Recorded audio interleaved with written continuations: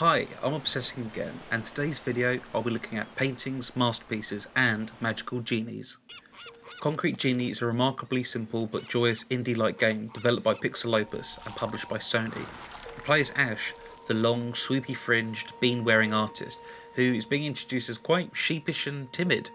This is from the presence of bullies who torment Ash without any justification. The treatment of Ash feels akin to the likes of Peter Parker, both seemingly pleasant and introverted and yet find themselves to be at the mercy of a bully. During the introduction, the bullies tear Ash's sketchbook pages as we see the fragile drawings which we had done in the tutorial propelling themselves into the air. During this torment, Ash is stuffed into a cable car as it inclines towards a looming lighthouse in the distance. This subsequently sets us off on the story. Concrete Genie encourages creativity without the pressures or constraints we impose upon ourselves. As a young child, you may think of paint. Perhaps you venture into sponge painting. As you develop and get older, your techniques become more refined. You wear an apron and become more aware of spreading paint down yourself, but that's still okay to do. Your brush clenched tightly as you make swirly blobs you call mum or dad, and sometime after making macaroni necklaces, we become overly self-aware. Like the poet Sylvia Plath said, the worst enemy to creativity is self-doubt. That can't be the wind doing that. Something weird going on here. The title of this video comes from the Bob Dylan song, When I Paint My Masterpiece, and in 2020 Douglas Brinkley spoke about the nature of this song. When talking about a masterpiece, Dylan said, "In saying that though, even if you do paint your masterpiece, what will you do then?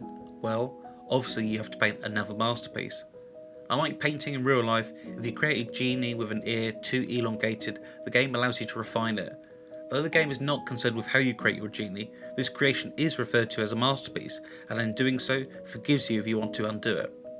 Though our favourite teacher of painting would tell you, We don't make mistakes. We have happy accidents.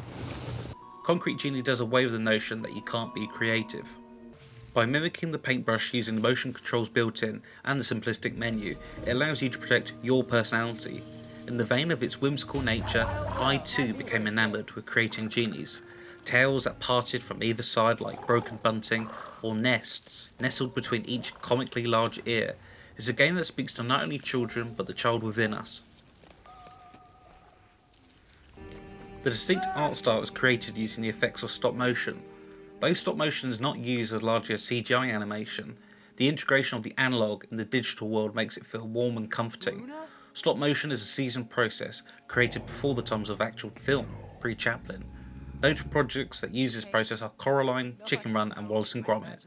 This game could have been created like most modern games are, but with its distinctive basis on painting, creativity and self-expression, this art style lends itself to the story.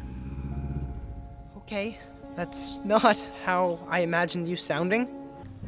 The extension of the colourful concrete genies is their personalities. The body shape you assign has distinct personas that differentiates itself from your other creations. The city has become overrun as these genies hobble along and they become a band of misfits. They are mischievous but useful, whether it's getting around real world obstacles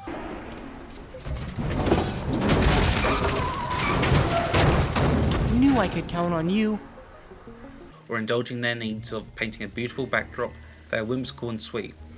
Typically in these videos, achievements or trophies are rarely mentioned, but Concrete Genie has so many ludic ways of earning trophies, such as Frozen Treat, which is when your genie eats snowflakes.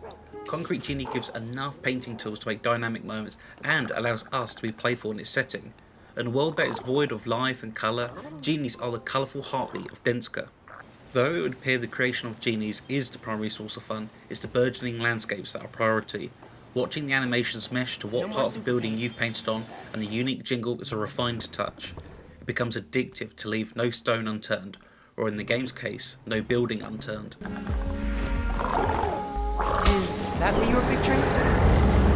The sound of this game is mostly in support of the paintings and not the overall story beats. As you give your scene a sun or a rainbow, each motion of your controller is like gently running your fingers along a keyboard. It's the Disneyfication of storytelling and making you feel moved from something that could be deemed as trivial.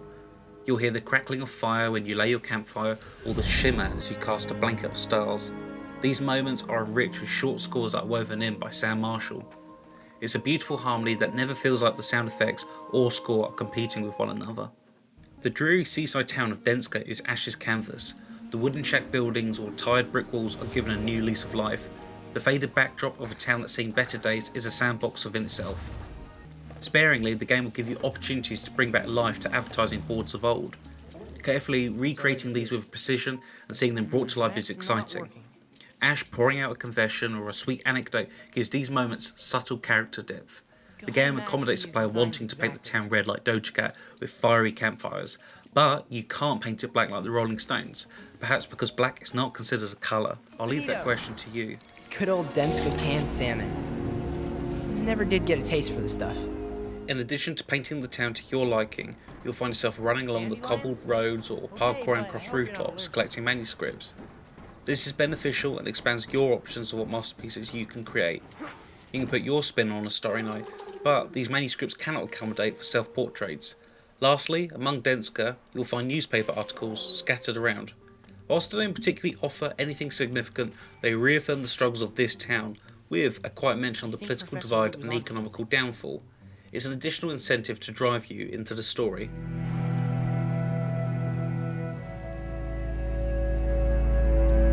For a protagonist who doesn't have a particularly established background, a lot of what we decipher about him is how everything and everyone in the world reacts around him. You can't help but warn to his valiant efforts of revitalising a town that he has fond memories of growing up, unlike the majority of characters. What makes Ash unique is he's an old head on young shoulders. He seems to navigate the world and the bullies with empathy and grace. Like most protagonists, he doesn't deal with inner turmoil or a journey of self-development. He has a strong moral compass. In addition, because of how introverted Ash is and not having anyone to talk or relate to, we only know what he's thinking via his diary. This gets updated throughout the story and it's extensive what it needs to be. This feature is the most fitting detail this game has for Ash. We see his dislike of his peers and his longing for restoration to his town. In this video I've mentioned bullies. They crop up multiple times during this game. Besides being a nuisance, they also block most paths of progression through Denska. You have to climb and shimmy across rooftops to avoid the jeers and stone throwing. This portrayal of bullies is sensationalised and embodies the feeling of how we perceive bullies when we're younger, such as getting your head dunked in a toilet or having your lunch money taken. What the team at Pixelopus have done so acutely is portray trauma. At the end of the day, it's a smaller budget art game, and that's not me diminishing it, because it's a great game. There's no expectation for it to deal with a difficult subject so succinctly. When the bullies interact with your paintbrush, we see short glimpses into the lives of these bullies. Their trauma has manifested into them being little terrors of poor Ash. They become a byproduct of a failed marriage or a failed relationship. These scenes are so short but effective. We see the direct link, and in seeing this, we as Ash can sympathise. The restricted colour palette of darker shades and dreary clouds plays into the thematics of what their backdrop at home were like. This is an additional motivation for Ash to be the change Denska needs. The final acts introduce new gaming mechanics that weaponise your paintbrush. It's largely forgettable and takes away from what makes this game great. Besides this deviation from the overall through line, Concrete Genie is a short but sweet story which allows you to creatively engage with an open world that becomes more personal to you with every brush stroke. Creativity is at the heart of this game. As I've mentioned before, your paintbrush is the tool for freedom of expression. Ash finds comfort in transferring his imagination and feelings down onto paper. The power of creativity allows us to make sense of the world, and maybe the big takeaway is a sense of community that binds people together, regardless if it's painting, music, film or video games. By Ash restoring his town by the sea, he gave people hope when they felt hopeless and downtrodden. As children's TV presenter Mr. Rogers once said, "The world needs a sense of worth, and it will only achieve it by its people feeling that they are worthwhile."